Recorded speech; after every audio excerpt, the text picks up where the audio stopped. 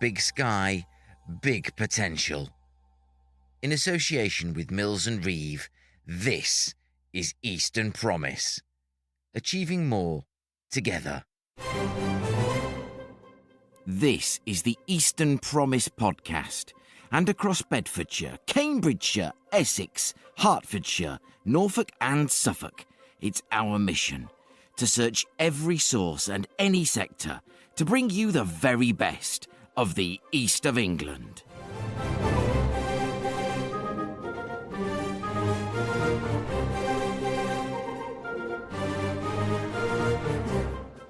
This week, we look at a new model for providing scientific startups with much-needed lab space.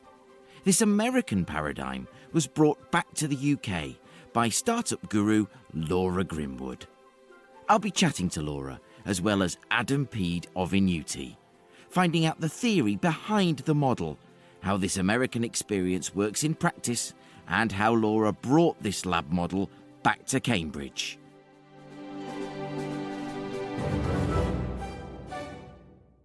So join me now to find out how this exciting new approach is helping startups and boosting British science in this week's Eastern Promise.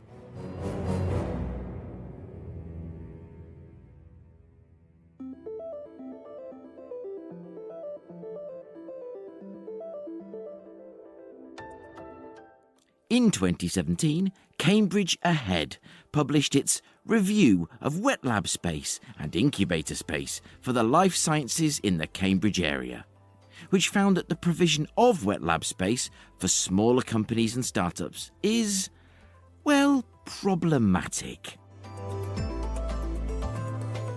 Amongst other findings, the report, written by Nick Mansley of the Cambridge Real Estate Research Centre, found general shortages, waiting lists for space in some locations, companies pursuing suboptimal DIY solutions, constraints on growth and so on.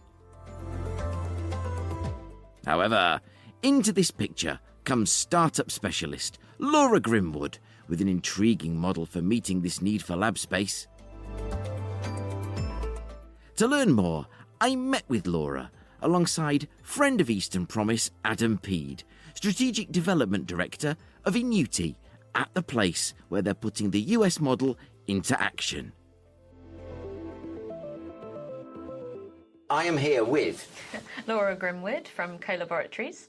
And I'm also here with Adam Pead from Inuti. And for regular listeners of the show, Adam is a name that you will have heard before. But Laura, we are here in your facility in the west of Cambridge. Tell us more, because we've just been on a whistle-stop tour. We've popped in on Bug Biome, which was fascinating, if not a little scratchy.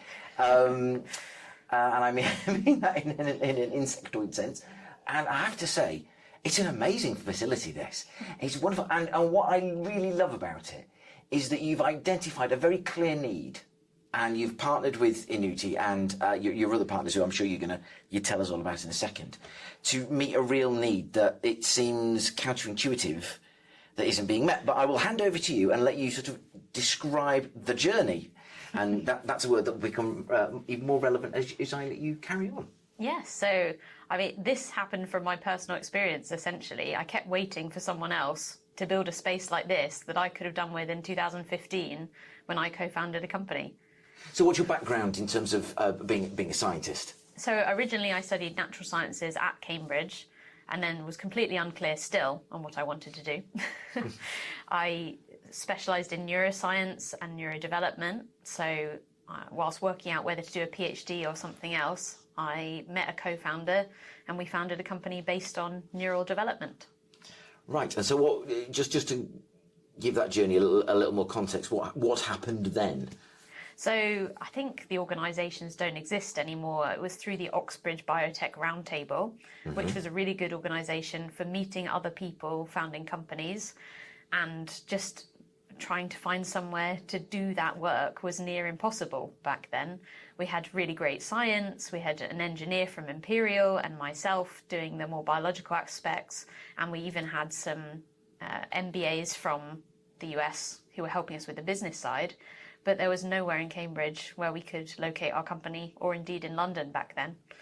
Was it just sheer lack of availability? Yes, it wasn't really possible. No one had envisaged subletting from the university, or if they did, you'd have to give them lots of royalties, and there just wasn't that ability to start a company within the space back then. And it would have been, I presume, and correct me if I'm wrong, fine if you're that a higher end. Yes. You know, you're well established and you've got the deep pockets, but for the sort of nimble little startup. Oh yes, for two people nothing. and an idea, there was absolutely nothing. And so, in a story that I think for lots of readers, you don't read a podcast. I'll cut that one out. And so, in a story that will be very familiar for lots of listeners, you basically, having failed to find what you want here, you went and created it somewhere else. The other place being. Yes. So then we went to San Francisco. We actually got into the Indie Bio program, which is now one of the biggest biotech accelerators in the world, I think. I think they're on batch 14 or something. They've done lots of cohorts since then. We were in cohort 2, as it happens, and we helped build the lab space over there as well as part of that, because it was so new, and they hadn't really had the kind of companies that we brought in at the time. So we went to the US, we got some funding, we got some lab space, we got some expertise, everything we needed. Which just wasn't available here. And throughout that process, I was thinking, we could do this. Why is it not in the UK? We have all of the resources, we have the smart people, we have the intent, but there's just no sort of melting pot for it, I suppose. So take us through the next stage of that journey. So you're in America and you've got what you needed, but you're thinking, well, it should be possible to have this back in dear old Blighty. And so you're one of those people who, and we've had them in lots of sectors on Eastern Promise, who come back to the east of England and in this case to Cambridge, and actually do roll your sleeves up and think, right, damn it, I'm going to do it myself. How did you take this idea, this on paper idea, and run with it, as it were? Yeah, so at that time, I still was quite inexperienced. I left the company I was with because they went a more military direction, and I was more interested in healthcare and pharma at the time. So I came back trying to find something similar and spoke to the Judge Business School, to Cambridge Ahead. Cambridge Ahead had just released a report saying there needs to be incubator space, which was back in 2017 at this point. And I really believed in everything they were saying and had seen it myself, but I didn't have the experience to do anything, and I couldn't find anyone else who wanted to solve the problem at that moment or had the money behind it. So actually, I went back to the US again with other startups to learn a bit more, and because I felt like my skills were most applicable there, really. That takes a real, I think, strength of character to say, this does need doing, this needs doing, but I know I need to know more before I can do it to the level that I want to see it done, or you want to see it done. To some extent as well, though, I was in my early 20s, and, I was considered very young by everybody, particularly young. What did I know? I'd only been in one company, and even though logically I felt like this needed to be done, I didn't have enough evidence back then either, apart from my own experience. So to some extent, there's that as well, that I needed to get more evidence, to experience it more, and then be able to say, I know this is a problem and I can fix it. So many times going around this building, there's been things that have been incredible, but also, well, yeah, that seems really obvious and logical to me, but I'm not sure that I would have had the presence of mind and I think it is confidence to say, I don't know enough, I need to go and find out more before I can push this further and actually win the argument, as it were. So, Adam, talk to me briefly about where, your experience and how you've related to what Laura's saying and the parts of the journey she's described to us thus far. Yeah, no, absolutely. So I think just to carry on from when Laura's saying, I think I met Laura probably about a couple of years ago now, I think. And this is when you were probably just come back and in your space in Camden, which was setting up then, had a walk round. Then I think from there it's been a sort of an education piece both ways. Laura's told me a lot more about collabs and a vision and the idea, which is different from what is traditionally known in terms of when we look at designing laboratory and sort of pharma spaces in there as well. And then us at Inuti kind of helped Laura to kind of put that vision into something more practical on there as well. So it's taken about 18 months to kind of put something together really, and then start to get this space up and going. It's been a really, really interesting journey. Where we've added some expertise in terms of helping Laura is just to put something down on paper in terms of design to actually create this vision and get it into something that you're sitting in today, into a space that's operational, and we can get these companies moving through. Yeah. So Laura, just for the benefit of the listener, can you describe sort of geographically where we are, and then perhaps a little more specifically in terms of the site itself? Yeah. So this one is, I guess, in some ways unusual for most lab spaces, but actually typical in the model that we're using, which is this building is owned by NIAB, which was originally the National Institute for Agriculture and Botany, which is a charity set up after the World War for food scarcity.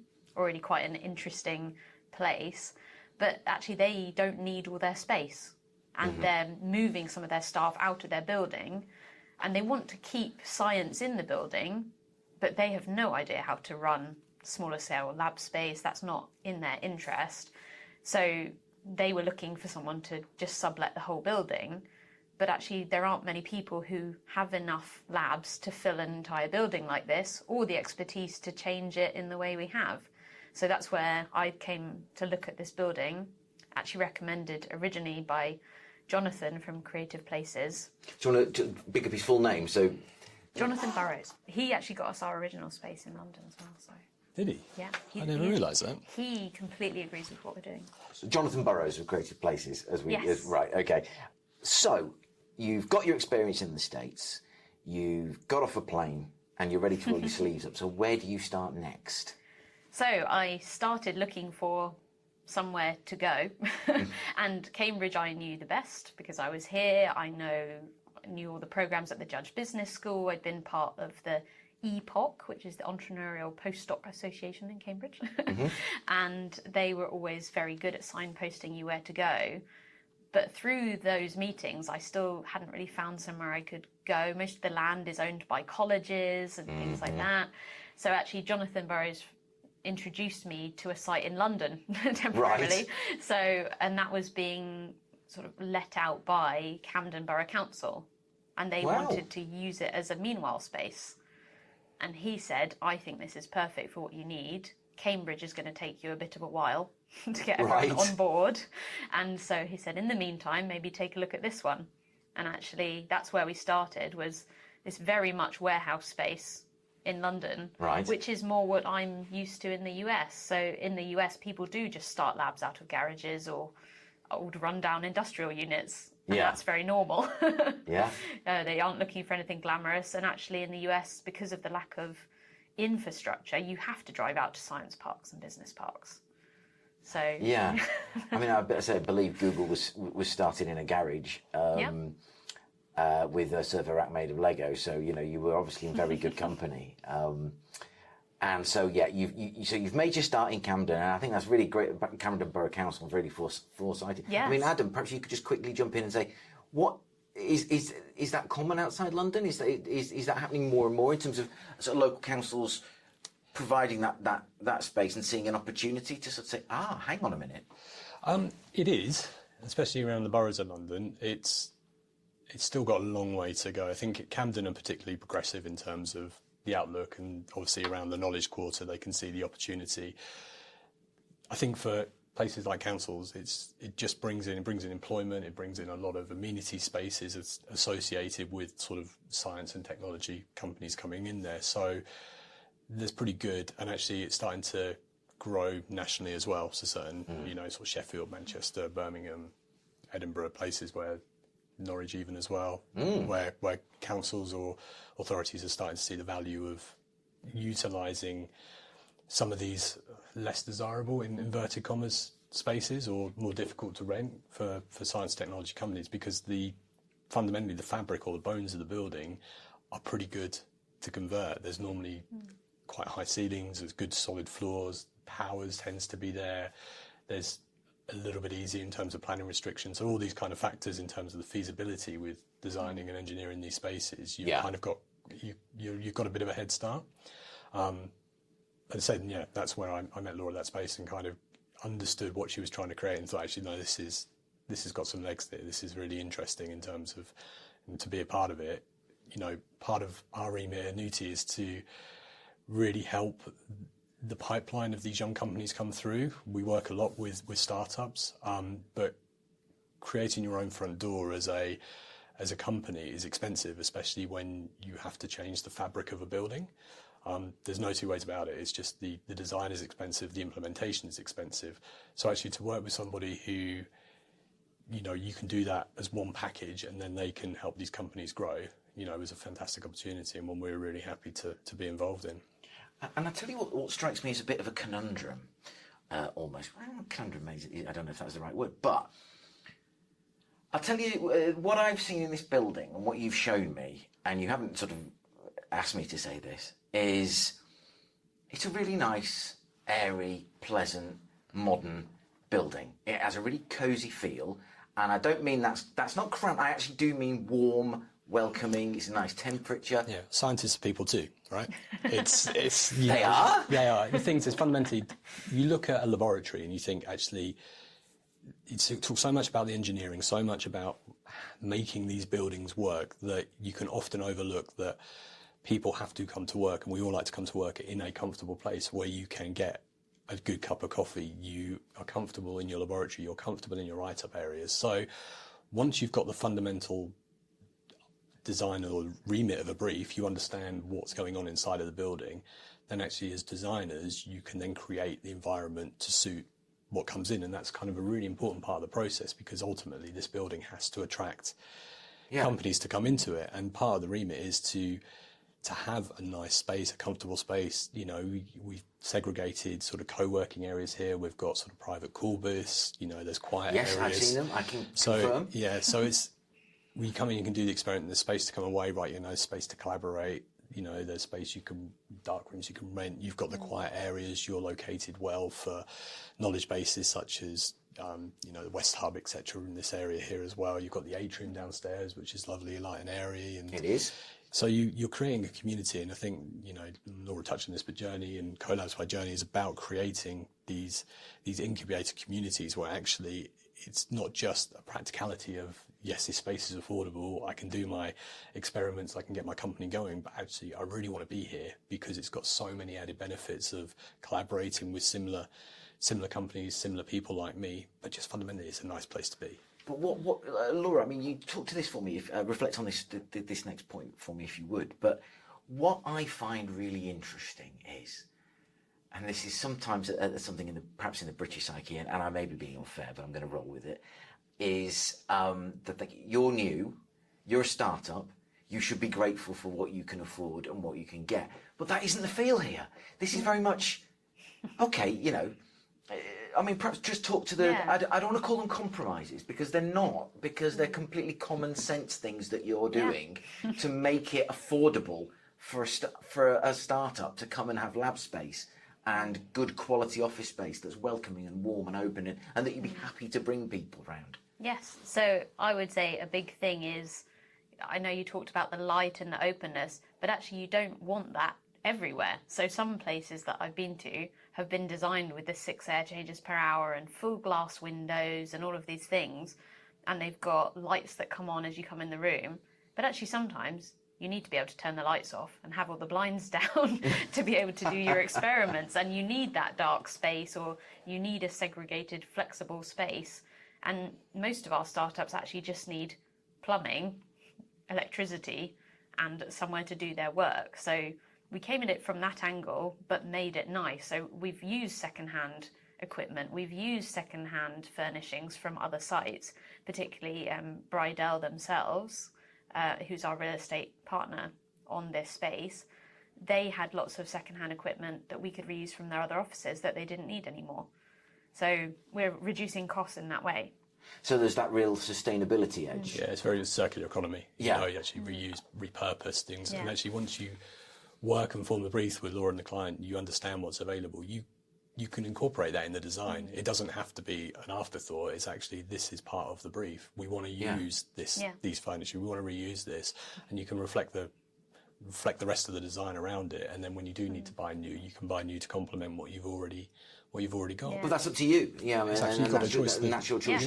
Yeah. You give them that. Yeah, and when companies grow up, they can absolutely buy new everything, and it will be nice and shiny, and that will be their next stage and their celebration. But here, so even NIAB, who we're working with on this site, they have lots of equipment they haven't touched in years. And many university departments are guilty of this too. It's just sitting on a shelf, perfectly functional, but not being used. Right, I think... Which is very sad. The three of us, right? Somebody write this down before a listener gets this. We need to set up a scientist's version of FreeCycle. Well, so in London there is actually, but it's only if you're part of the universities, which actually doesn't solve the problem, because the university departments often have grants that mean they have to buy new anyway. So actually we need this to almost be just donating to startups. And part of my experience in the US, there is that.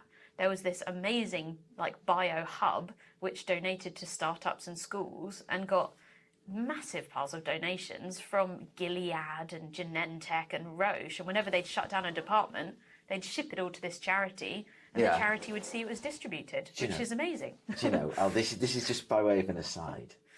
But I remember years ago that the Ministry of Defence used to have the Defence Disposals website, and it was literally you could find an armoured Ford Scorpio, add to basket, and the old HMS Illustrious was on there, and I remember posting when I still use Facebook, posting a screen grab to Facebook with the saying, "Must not click buy." So yes, I've bought an aircraft carrier, anyway, if you're listening, we thought of that first. You can't have it. So this is amazing circular economy. And I'll say this, and nobody's asked me to say this, we walked into this hot desking office space, and it looks brand new. Yeah. It looks lovely. It's really nice chairs, really nice desks, ample power supply. The desks go up and down as you require, but then you sort of blew my mind by saying, this was all sort of been. I'm squeaking the chairs. These have all been sort of circulated in from other. Is it Bridal? Sorry? Bridal, thank you. I wouldn't want to get it wrong. There are other sites, and I'm like, but it doesn't feel like that at all. Yeah. It feels brand new. No, and that's the beauty of it. Good design doesn't have to be new. Good design is understanding what the client wants and then having the foresight to be able to implement that vision. And that's the key. The key to this entire space was really listening to what Collabs is about. It's very different from what Inuti does day to day in terms of our standard projects, but really interesting to work on, and a bit of a challenge as well, in terms of really getting to grips with something that is different. But once you work closely with somebody and understand, then actually it's fundamentally important, and we need so many more of these type of spaces. In fact, I want other people to be doing them too. In America, it's normal for there to be 5 or 6 incubators in the same city even, and I don't mind the competition. It's not competition. We all need more. Because it generates these companies. Innovation just doesn't stop. You need space to be able to think, to be able to do, to be able to progress. And the more of this type of environment that you can get, and again, not just the fundamental of this is affordable space, but the community and the sort of serendipitous interactions that it creates is fundamentally important, and we're screaming out for it. We absolutely are. And just tell me a bit about what the existing, because we've seen you've got everything you need in the lab spaces. You've got those internal rooms that people don't need to be in for more than a few minutes, or unless you particularly like a dark space, who knows. So what were when you took over this space, what were the bits that were already in place that you did need, and what were the bits that you needed to bring in? So I'm thinking particularly in terms of the air systems and so on. Yeah, so the air conditioning units had been recently refurbished as part of an office fit out prior to COVID.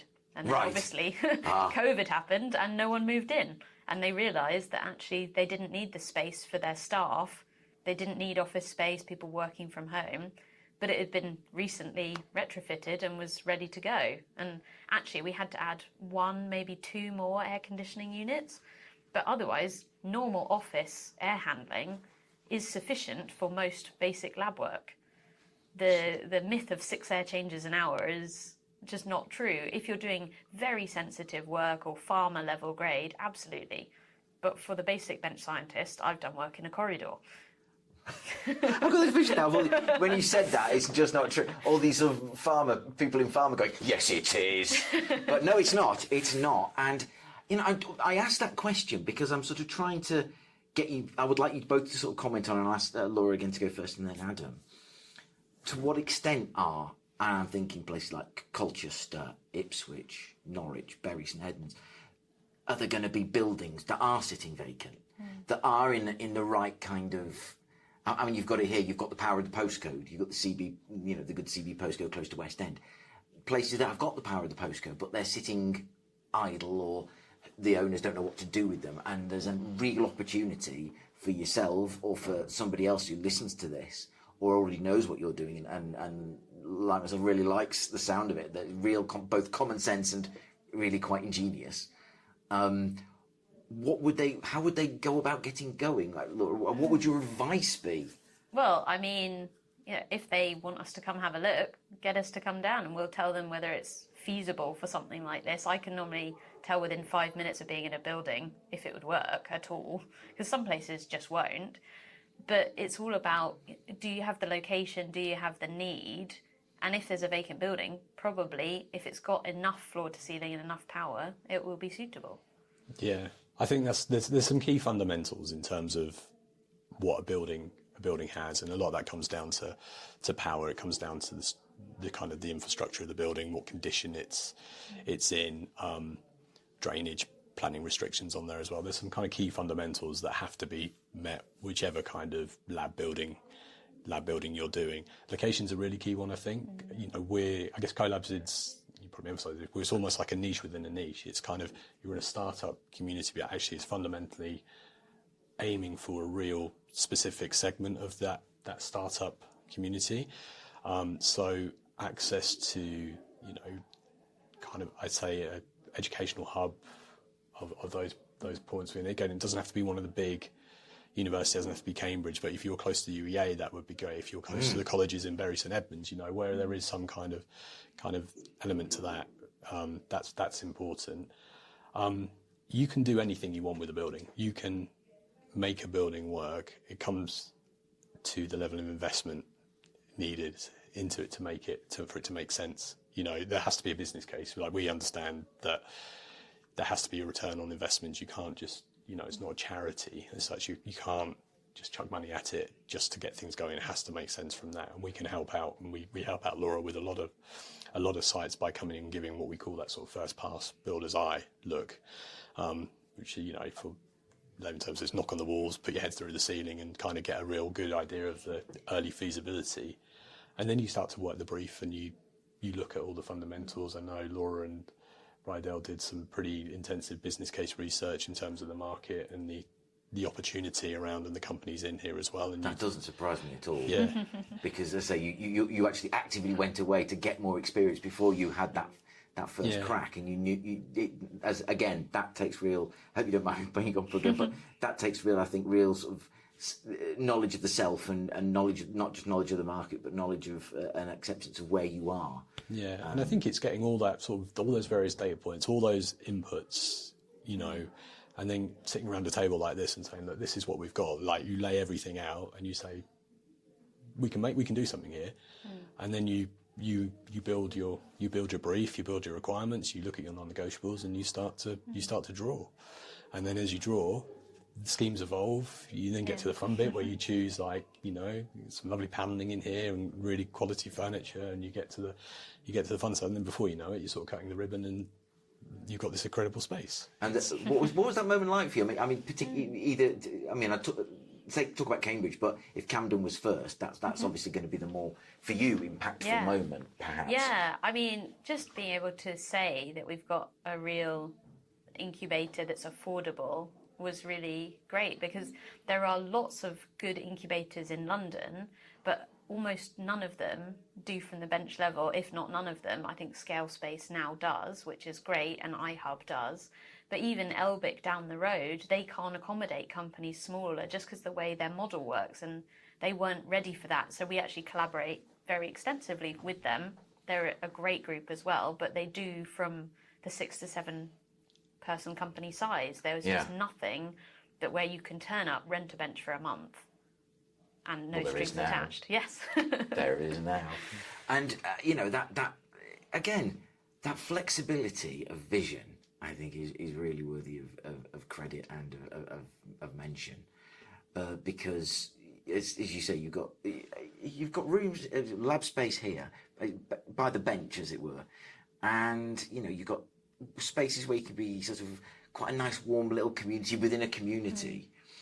But you're careful, is that the right way to say it? You're careful about people who you put together, or you at least give them the option, in terms of you wouldn't necessarily throw competitors together and go, hee. Yes, so it takes that scientific knowledge as well of managing the space to say, oh, we do have all the equipment you need, or we've already got a competitor of yours in the space, so we can't host you here, we'll have to pass you to one of our partners. And that actually, it seems like something very minor, just understanding their science.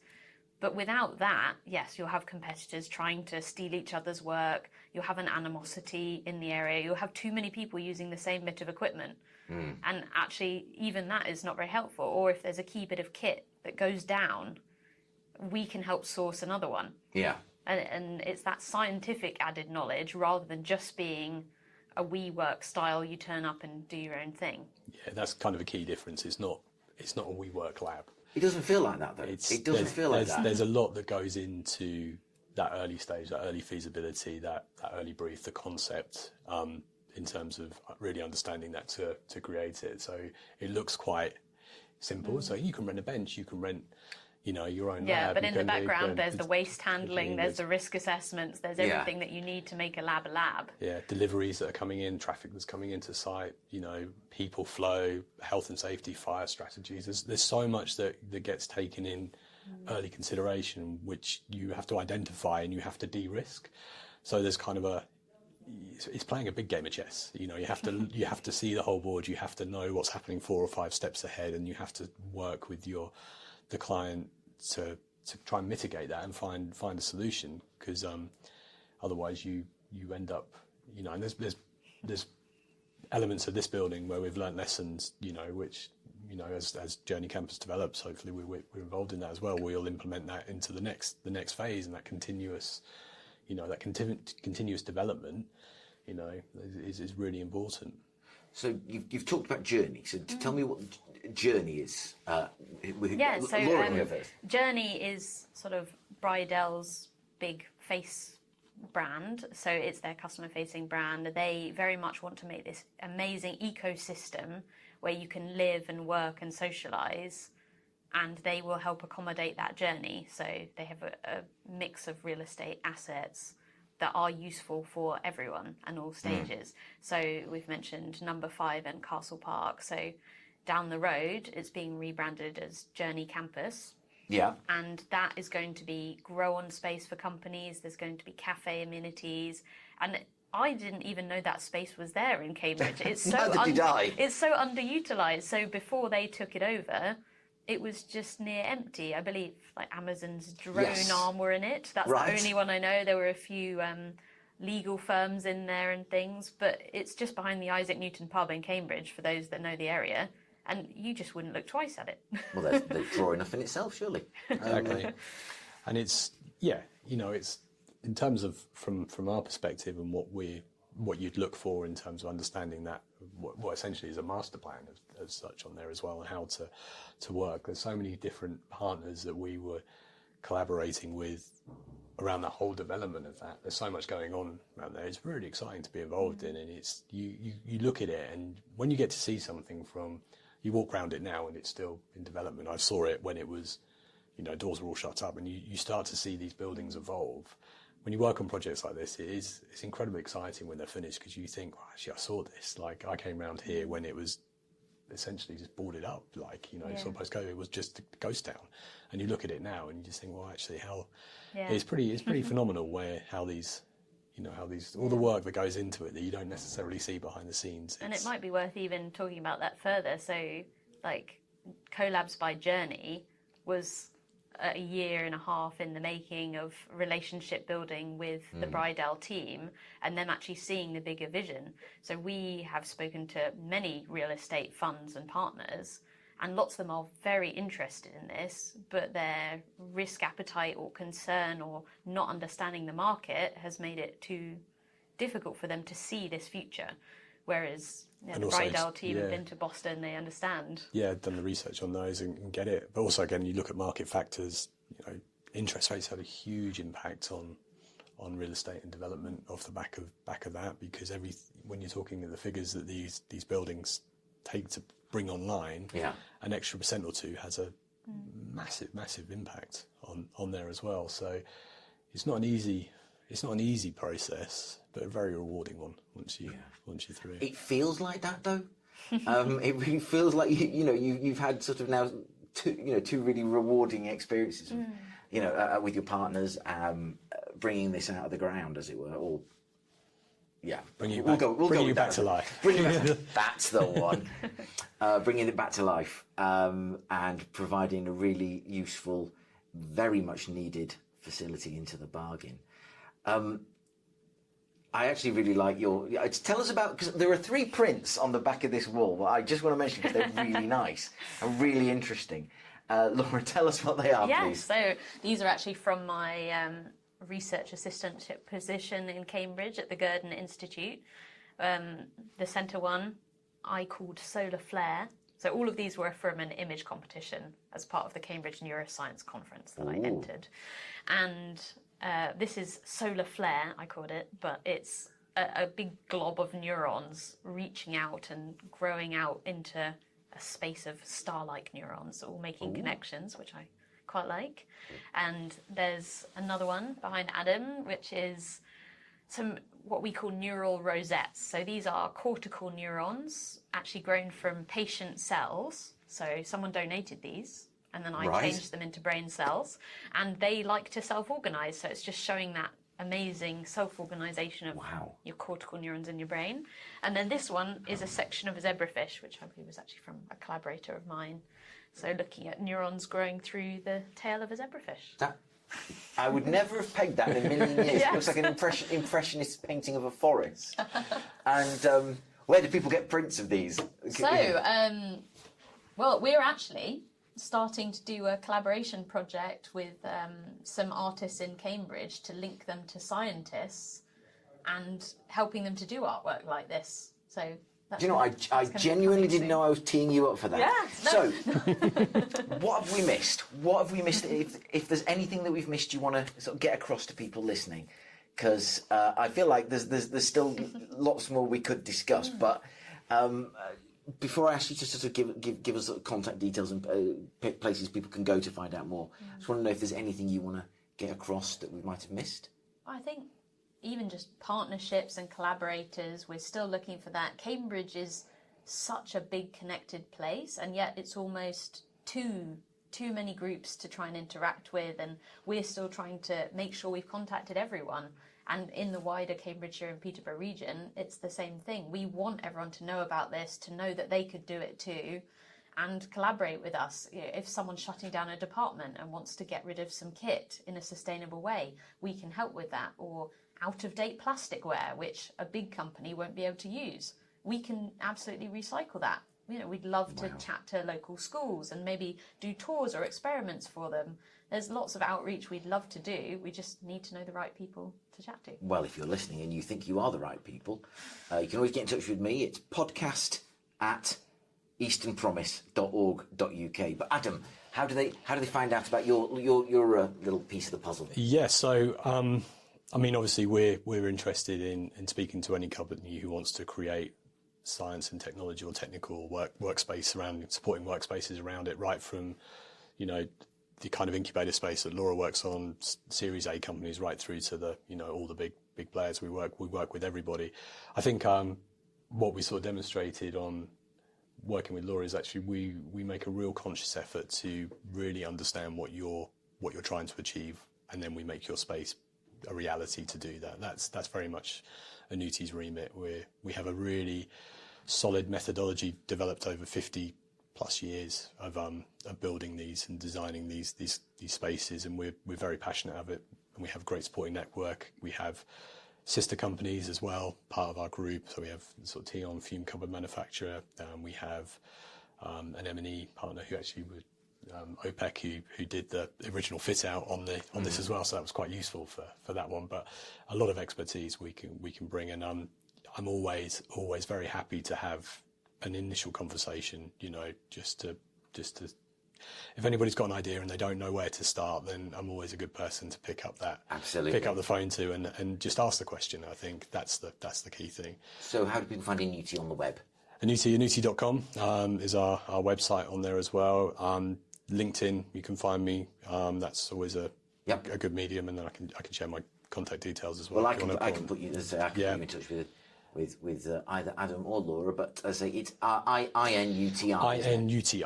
Yeah. Lovely. And Laura, how do they find out more about what you're up to? Where do they find you on the World Wide Web? Yeah, so you can even Google Collabs by Journey. That's easy to find us for our specific Cambridge site, or collaboratories.co.uk is our website for our general work.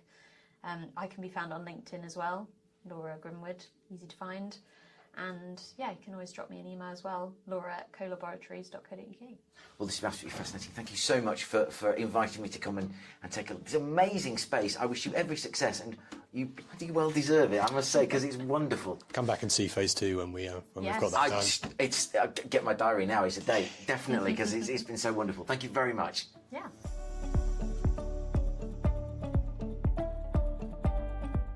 I wish Laura every success in bringing this model to Cambridge and the UK. It's a simple idea, as the best ideas often are. And it's always a pleasure to bring someone who's done as much to support Eastern Promise as Adam onto the show.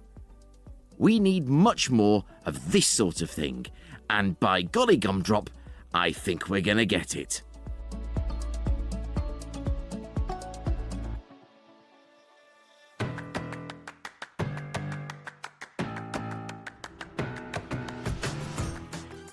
And that's it for episode 113 of Eastern Promise.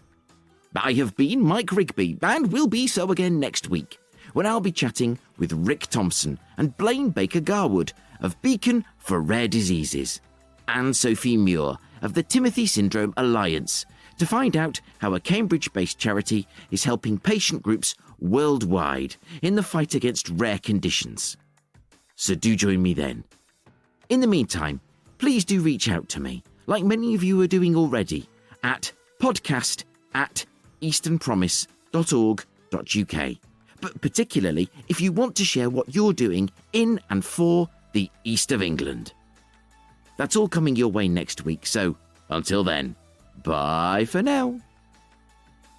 To hear other episodes of the Eastern Promise podcast, and to find out more about what we do, go to our website at easternpromise.org.uk. Eastern Promise is a Priorscroft production in association with Mills and Reeve, achieving more together.